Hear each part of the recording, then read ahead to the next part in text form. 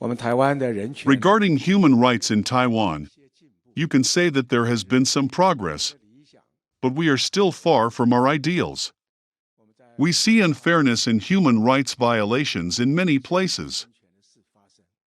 The media has repeatedly reported them, but most cannot be resolved.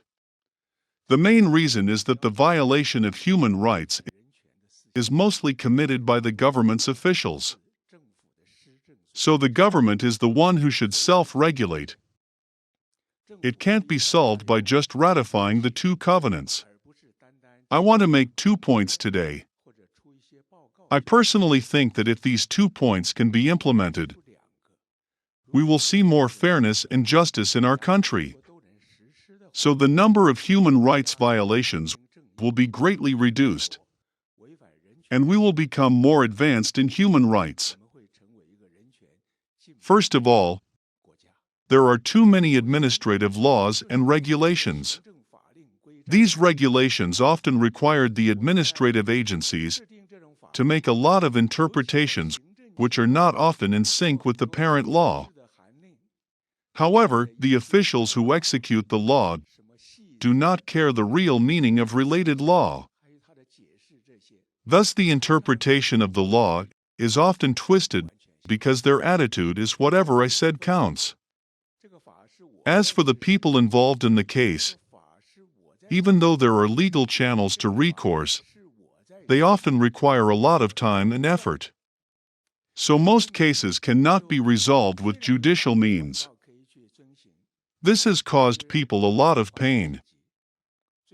When a government cannot ease its people's pains, the country won't be a happy and peaceful country. Here I am going to give you 2 examples to explain. Recently I visited the largest nursing home for patients in vegetative state in Taiwan. It is free, and the quality of care is high. It is not operated by the government, but a private organization. The ones operated by the government are different. You can see many staff sitting there doing nothing. For example, there is a regulation that the ratio of the number of patients to the number of restrooms should be 6:1. If I have 60 beds to accommodate the patients, I need to have 10 restrooms. What happens if I have only 9? The nursing home insisted they could take only 54 patients, so they would turn away 6 patients who are from low-income families. Where do you tell them to go? Let them die. How could the government have such a ridiculous regulation? If you argue with them, their response is always, "Thanks for your opinion, we will keep it for reference, but never take action to correct it." We all know patients in vegetative state cannot go to toilet by themselves. Does it matter exactly how many restrooms there need to be in the nursing home?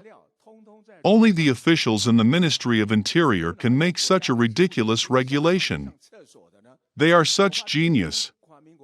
They should be listed in Guinness Book of World Records. In our government, how many other agencies have such ridiculous regulations to harm human rights? People are helpless. Later, someone reported such case to Vice President Wu. Do you know what the Ministry of the Interior replied? The performance evaluations of this nursing home in the past 2 years are A. Nothing needs to be changed. How can there be such a thing? The attitude of those officials is like, I don't care how you feel. I am an official. So the government agencies are full of this kind of bureaucratic atmosphere. Bureaucratic politics. This is something that permeates our country's administrative system.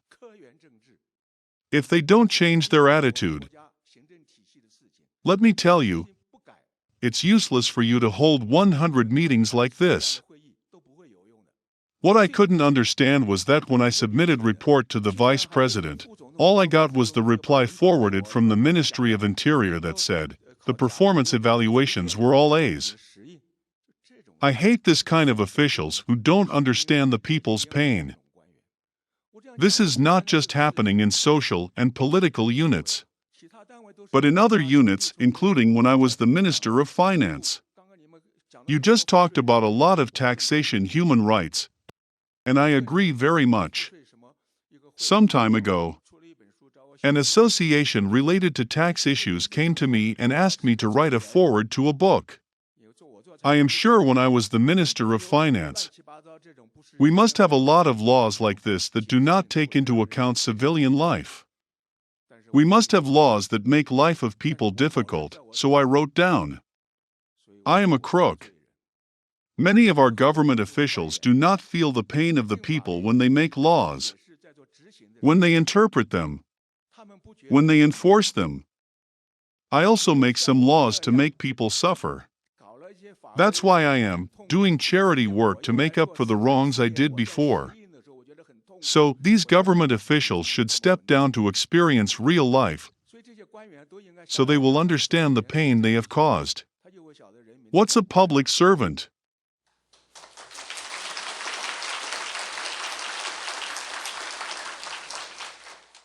The word public servant does not exist in the Republic of China. I tell you. So speaking of this, I think the first thing we need to do is to let the government do administrative innovation. This public discontent will be reduced a lot, you know? They say they all do good on performance evaluation. This does not mean anything. And this is like cheating.